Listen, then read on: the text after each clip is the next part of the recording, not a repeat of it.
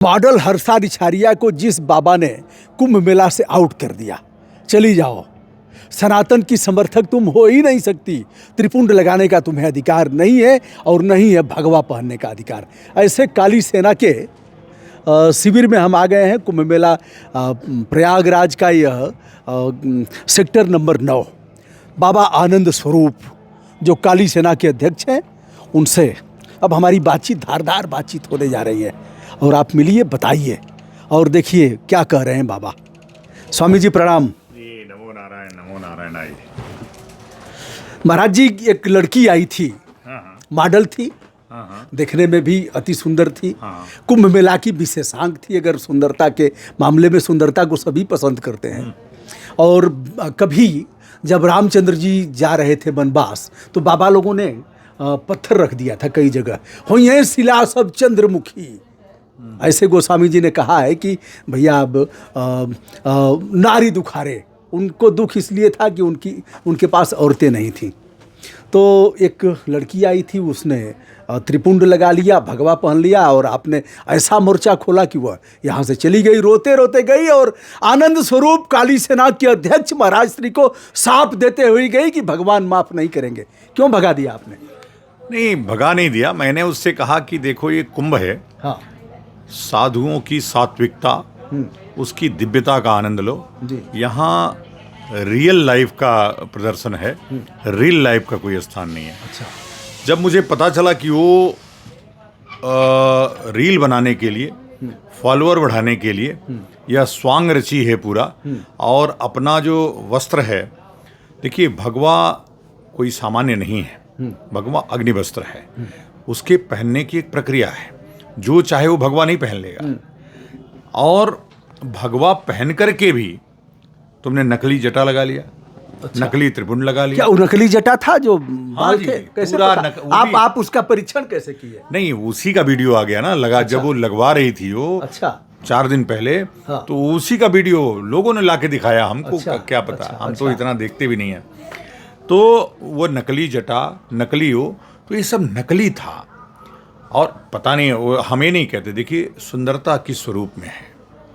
सुंदरता दिव्य स्वरूप में है कि भोग स्वरूप में है? ये भोग का स्थान नहीं, ये त्याग का स्थान है।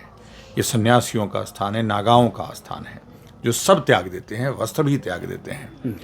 यहाँ भोगवादी लोगों की कोई जगह नहीं है। मैंने उससे यहाँ कहा कि अब तुमने महापाप किया है और इस महापाप का प्रायश्चित करो, और ये जो धर्मद्रोह है, इसके लिए क्या दंड बनेगा, वो दंड हम बताएंगे तुमको।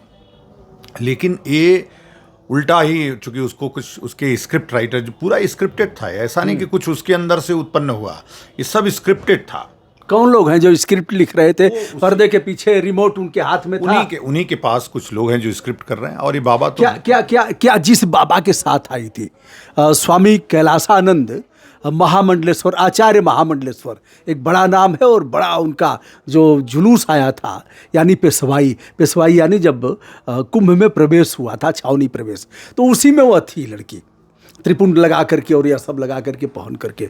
तो बाबा क्यों ऐसा किए? बाबा तो एक बड़ा नाम है, बाबा ने ऐसा क्यों किया? हाँ, बाबा की गलती थी, इसलिए हमने बाबा को भी चेतावनी दी है। अच्छा। और कहा है कि अभी यदि आप आदतों में सुधार नहीं करेंगे तो हम लोग निश्चित रूप से कार्रवाई करेंगे। इसलिए कि एक संत आसाराम को हम लोग झेल रहे हैं, एक संत वो जो हरियाणा वाला है बाबा, डेरा वाला, डेरा सच्चा सौदा, राम रहीम, ऐसे लोगों को और कुछ और नाम बताइए। और भी बहुत नाम है। अरे कुछ और लीजिए। और सैकड़ों नाम है। अरे आपके निशाने पर 2 ही नाम अभी आ रहे हैं। नहीं, और भी हैं, स्मृति में नहीं है, बहुत है। अच्छा, मतलब उनका नाम लेने से परहेज नहीं करेंगे आप? बिल्कुल। देखिए, मैं ना परहेज करता हूं, मैं भी चाहता हूं कि यदि मैंने कोई गलती की तो मुझे भी कहिए आप भी कोई गलती, और गलती ऐसी हो जो केवल आपको बताने लायक हो, तब तो हम बता देते हैं। लेकिन गलती जो बार बार पुनरावृत्ति हो रही है, इस चीज़ की पुनरावृत्ति हो रही है उनके यहाँ। तो स्वामी कैलासानंद जी से क्या आपने कहा? मैंने उनको कहा है कि आप देखिए, इस तरह की जो भौकाल जो मेंटेन हो रहा है, इस भौकाल से सनातन धर्म का नुकसान हो रहा है। आपकी रील की जो फॉलोअर्स हैं वो तो बढ़ रहे हैं, लेकिन जो वास्तविक फॉलोअर हैं, जो आपके चरणों में बैठते हैं, उनकी संख्या घटेगी। और सनातन धर्म के प्रति, साधुओं की प्रतिष्ठा के प्रति जिनका झुकाव है, वो कम होगा। और देख भी रहे होंगे आप, आज मेला देखने लोग आ रहे हैं, लेकिन साधुओं के पास बैठ करके ज्ञान लेने वालों की संख्या 0 है। आ करके फोटो खिंचा करके चले जाने वाले लोग बहुत हैं, लेकिन तत्व चर्चा, दर्शन की चर्चा, धर्म की चर्चा करने वाला 1% भी नहीं है। वो दर्शन करने भी नहीं जा रहा है, वो आता है भीड़ भाड़ में मेला देखता है, फोटो बनाता है, रील बनाता है और बना के चला जा रहा है। इतना समाज गिर गया और ख़राब हो गया है। इन सब चीज़ों पे इस कुंभ में प्रतिबंध लगना चाहिए था। रील वाले लोगों को बाहर करना चाहिए, मोबाइल वालों को बाहर करना चाहिए। आओ फिर हम लोग क्या करते? नहीं, केवल मीडिया वालों को छोड़ना चाहिए, केवल मीडिया वालों। अच्छा, मीडिया वालों को खुराक कैसे मिलेगा? देखिए, हरसा रिछारिया जैसे लोगों से खुराक मिलेगा। एक और बाबा आया था, IITN बाबा, वो भी भग गया, उसको भी आपने टारगेट पर लिया था। नहीं, वो भी पागल है। पागल है? हाँ, पूरा पागल है, गजेड़ी है। अच्छा। और नशा करके जब वो बोलता है तो उसकी आंखें कहाँ जाती है। वो कह रहा है कि हम माँ बाप को कुछ जानते ही नहीं है, हमारे माँ बाप महादेव हैं, फिर कह रहा है मैं खुद ही महादेव हूँ। तो ये उसको अटेंशन की ज़रूरत नहीं है, उसको सेवा की ज़रूरत है, उसको दवा की ज़रूरत है। उसको जा करके साइको टेस्ट कराना चाहिए। और साइकोलॉजी का उसके पिता कह रहे हैं बेचारे कि मानसिक दवा चल रही है इसकी, लेकिन ये भाग गया है, अब हमारी बात ही नहीं सुनता है। और गुरु की भी बात, जिसको गुरु बनाया उनको भी गाली देने लगा, उसकी भी बात नहीं सुन रहा है। तो कल आपने देखा, रात में भगा दिया जूना अखाड़े ने उसको। अच्छा, भगा दिया? कल ही रात को भगा दिया उसको। तो IITN बाबा जो रातों रात वायरल हुआ था, वह पागल है, मानसिक दुर्बल है, उसकी मानसिक चिकित्सा की जानी चाहिए। वो गांजा पीता है, गजेड़ी है, और बाबाओं ने इसलिए उसे भगा दिया, यही ना? जी, बिल्कुल यही है। और ये कोई बाबा नहीं है। बाबा कब बना हो? दाढ़ी रखना बाबा है क्या कोई? त्रिपुंड रखना बाबा है क्या कोई? ये बाबा बनना एक प्रक्रिया है। गुरुओं के सानिध्य में रहना पड़ता है। अच्छा। उनके पैर दबाने पड़ते हैं, उनकी सेवा करनी पड़ती है, और फिर उनसे सीख मिलती है। पैर दबाते दबाते ये अभी दबा देते हैं लोग।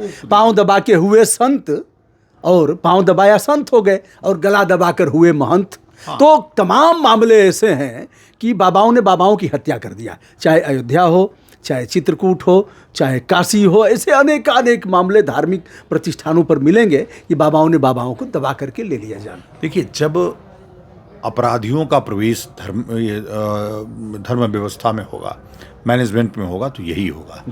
जो त्यागी होता है ना, जो धन की लोभ में नहीं आता, पद की लोभ में नहीं आता। और अभी तो पद का लोभ दिखाया जा रहा है।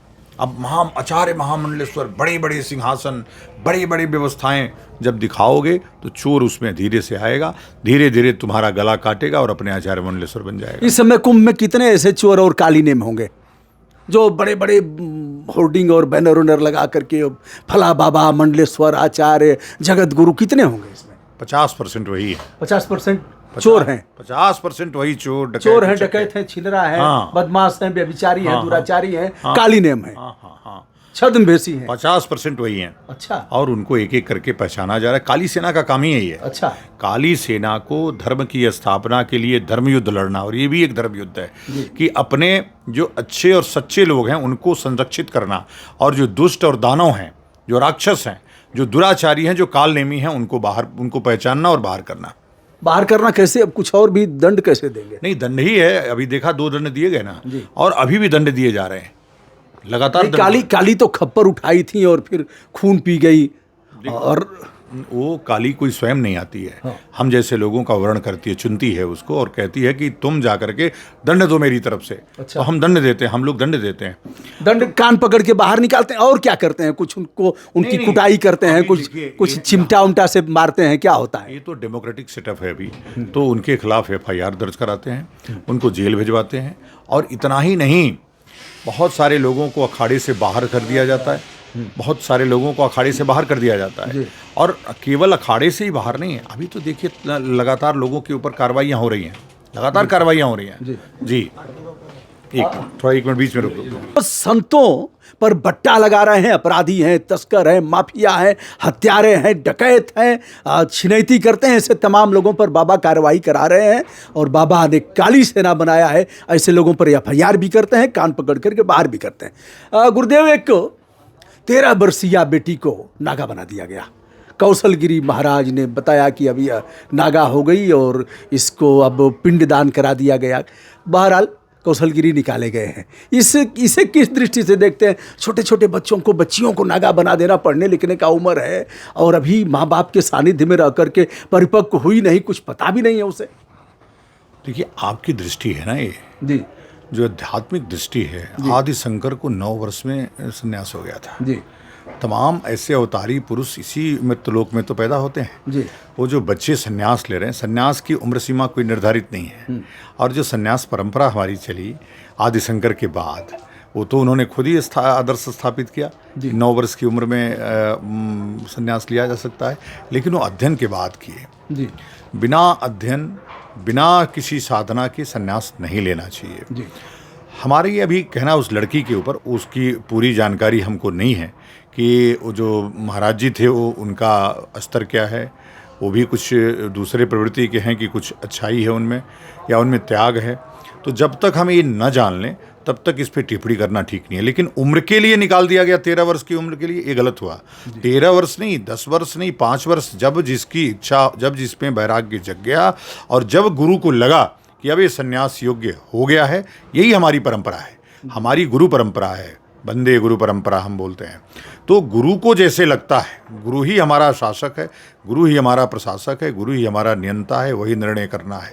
गुरु ब्रह्मा गुरु विष्णु गुरुदेवो महेश्वरा, गुरु साक्षात परब्रह्म तस्मै श्री गुरुवे नमः।